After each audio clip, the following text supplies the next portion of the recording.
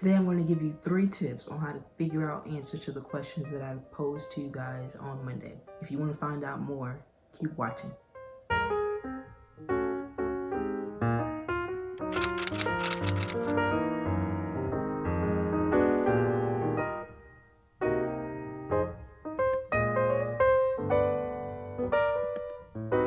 Hey y'all, welcome to the club where everybody can join and anybody is welcome. If you are new, welcome. If you have been here, thank you for showing up again, and I'm glad you keep coming back.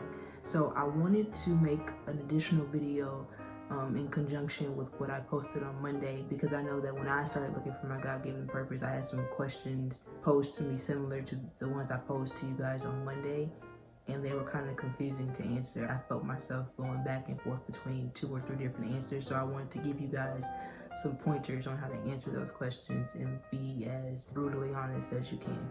Tip number 1 is in reference to the controlling question, if you can control it. So personally, when I was initially wanting to be a doctor, it was under my complete control. I had it all planned out.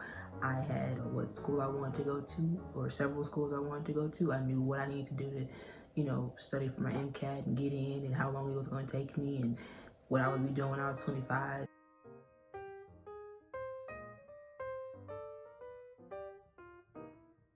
That's the operative word there. I had it all planned out. There was no activation of faith. There was no activation of checking in with God to make sure this is even what He wanted me to do.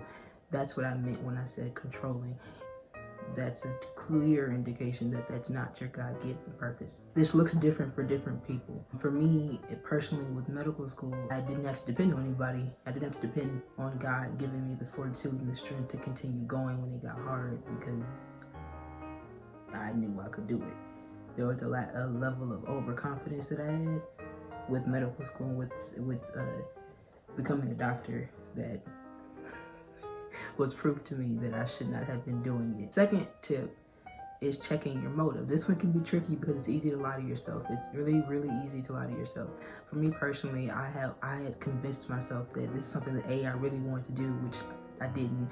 2, that I was doing it because I wanted to change people's lives and save lives. No, I wanted to do it because I know surgeons get paid.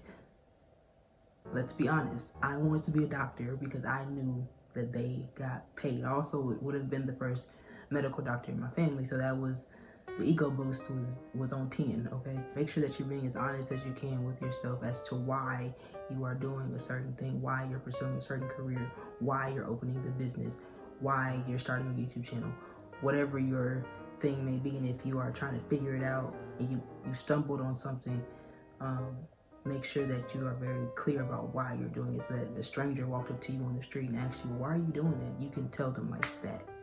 The third tip, which I found a little confusing at first as well, was a purpose versus your God-given purpose. A purpose may be something that you're good at. It may be something that you enjoy doing. It may be a really good hobby. It may even be like a side hustle for you, but that may not be your purpose. Okay, prime example, I sing. I also dance.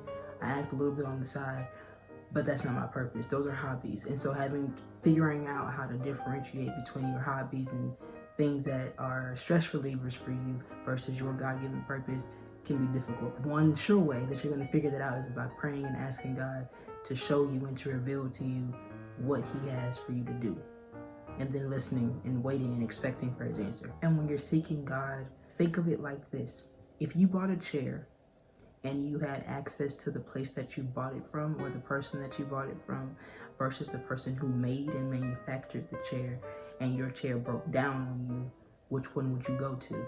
Would you go to the person you bought it from, or would you go to the person who created it? My answer is I'm going to the person who created it. So you want to go to your creator, which is God, so He can tell you what He created you to do. That's it. I promise you that's it.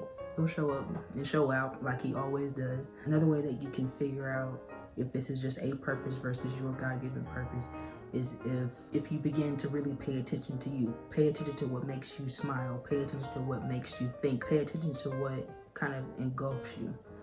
Prime example. I always have examples.